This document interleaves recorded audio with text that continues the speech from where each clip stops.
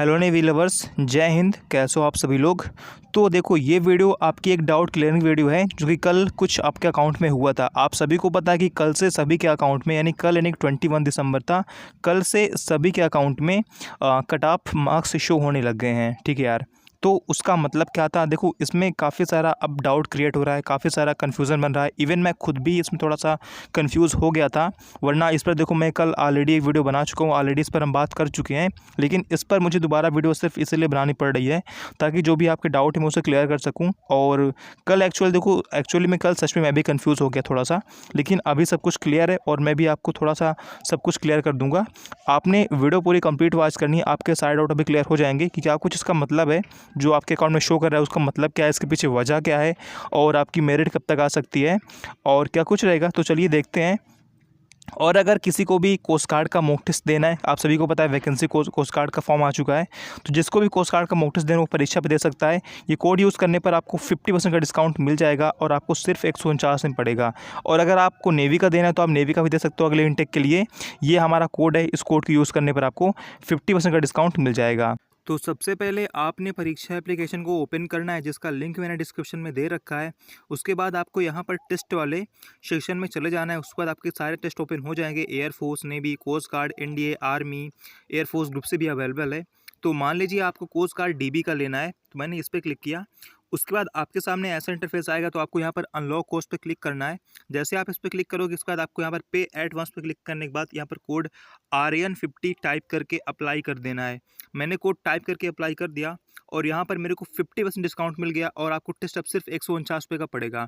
Then आप continue and पे करके अपना पेमेंट कर सकते हो। आपके पास सारे ऑप्शन है, पेटीएम, नेट बैंकिंग, UPI, जो भी आप चाहो आप कर सकते हो।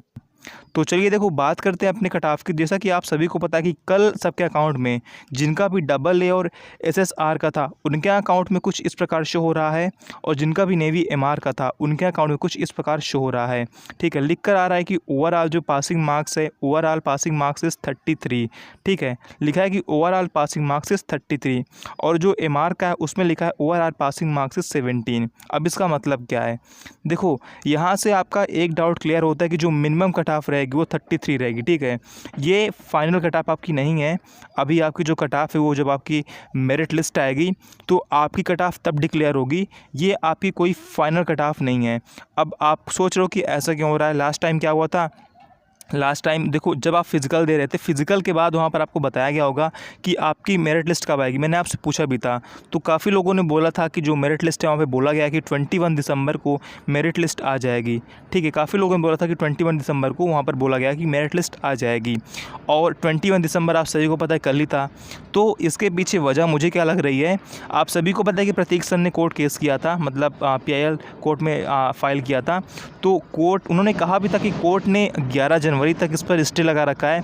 तो इसके पीछे मुझे वही वजह लग रही है कि नेवी अभी मेरिट लिस्ट नहीं निकाल सकती है, और इसी वजह से उन्होंने ये दे दिया है कि मतलब ओवरऑल जो पासिंग मार्क्स है, यानी कि एक मिनिमम मार्क्स जो है आपका इतना रहेगा, AA और SSR के लिए और MR के लिए इतना रहेगा। यानी कि जिसका भी स्कोर इससे ऊपर है वो अपने आप को सिक्योर समझे, और जिसका स्कोर इससे कम है वो थोड़ा सा यार देखो मतलब डाउट रहेगा।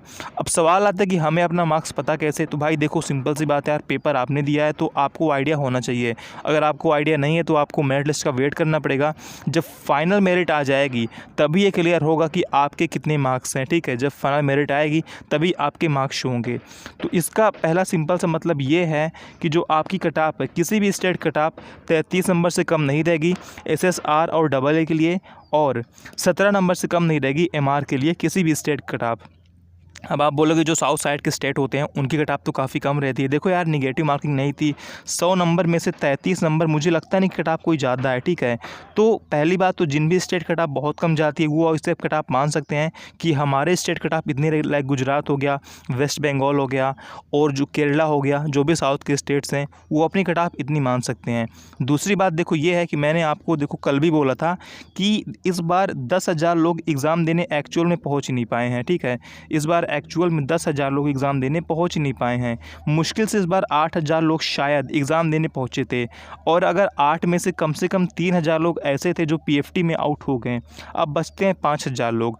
अब 5,000 लोग में से उन्हें देखो बनानी मेरिट लिस्ट, ठीक है यार, 5,000 लोग में से उन्हें अपनी मेरिट लिस्ट बनानी है। तो सिंपल सी बात है, जिस स्टेट से ज़्यादा वैकेंसी रहेगी वहाँ से लोग ज़्यादा लोग लेंगे। लाइक यूपी हो गया, बिहार हो गया, राजस्थान हो गया, हरियाणा हो गया। यहाँ से क्या होगा, यहाँ से थोड़े अधिक लोग को बुलाएंगे, क्योंकि सिंपल सी बात है यार, यहाँ से अधिक फॉर्म पड़ते हैं। और जिन स्टेट की मेजोरिटी कम रहती है, लाइक साउथ साइड के स्टेट हो गए, वहाँ से वैकेंसी कम रहेगी। तो जो कट ऑफ है ओवरऑल आपकी 40 नंबर से कट ऑफ ऊपर नहीं जाएगी। तो जिसके भी 40 नंबर से तक बन रहे हैं यूपी, बिहार, राजस्थान, आप बिल्कुल बिल्कुल भी आप सिक्योर रहो, इससे ऊपर आपकी कट ऑफ नहीं जाने वाली है। कल मैं कमेंट पढ़ रहा था, काफ़ी लोग बोल रहे कट ऑफ हाई जाएगी, ऐसा कोई सीन नहीं मेरे भाई। एसएसआर की कट ऑफ हो सकता है यही रह जाए, कोई बड़ी बात नहीं इसमें। हो सकता है 1-2 नंबर बढ़ जाए, ठीक है, हो सकता है 3 नंबर बढ़ जाए। मतलब कि ओवरऑल मैं ये कह रहा हूँ कि 45 से 50 कट ऑफ डबल की रहेगी, और 33 से 40 के बीच कट ऑफ रहेगी एसएसआर की, जो स्टेट्स हैं जहाँ से कट ऑफ ज़्यादा रहती है। बाकी मिनिमम कट ऑफ तो आप सभी को पता ही है, जिन स्टेट कट ऑफ बहुत कम रहती है, ठीक है, लाइक मैंने बताया गुजरात हो गया, वेस्ट बंगाल हो गया, केरला हो गया, उनकी कट ऑफ 33-17 आप इसे फाइनल मान सकते हो। जो जिनकी कट ऑफ कम रहती है आप इसको फाइनल मान सकते हो। बाकी जिनकी कट ऑफ थोड़ा हाई रहती है, लाइक हमारे स्टेट्स हो गए, हमारे साइड के नॉर्थ इंडिया के स्टेट्स हो गए, तो आपकी कट ऑफ देखो 40 से अधिक नहीं जाने वाली, ठीक है यार। तो आप बिल्कुल एक तरीके से आप बिल्कुल सिक्योर रहो, इसमें कोई इशू नहीं है। अब बात आती है कि आपकी मेरिट लिस्ट कब तक आएगी। तो 11 जनवरी तक कोर्ट ने आपकी मेरिट पर स्टे लगा रखा है। तो आई होप जो आपकी मेरिट है वो 11 जनवरी के आसपास आ जाए। बाकी आपकी ज्वाइनिंग फरवरी में कंफर्म है, ठीक है यार। तो कोई डाउट नहीं कि अभी आपकी वैकेंसी कैंसिल हो सकती है, ऐसा कोई भी डाउट नहीं है। आपकी जो मेरिट है वो 11 जनवरी के बाद आ जाएगी। सिंपल सी बात है यार, आपने अगर फिजिकल क्वालिफाई किया है तो 90% चांस है कि आप सिलेक्ट हो जाओ, ठीक है।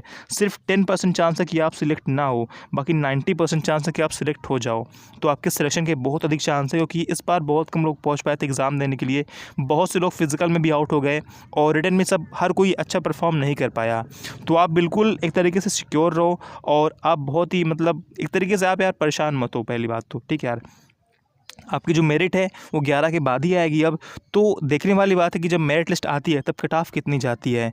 तो ठीक है यार, ये थी जो आई थिंक आपके डाउट्स क्लियर हो गए होंगे। इसके अलावा कोई भी आपके डाउट बनते हैं तो आप कमेंट कर सकते हो, मैं उन्हें क्लियर करने का प्रयास करूँगा, ठीक है। जय हिंद, जय भारत, वंदे मातरम।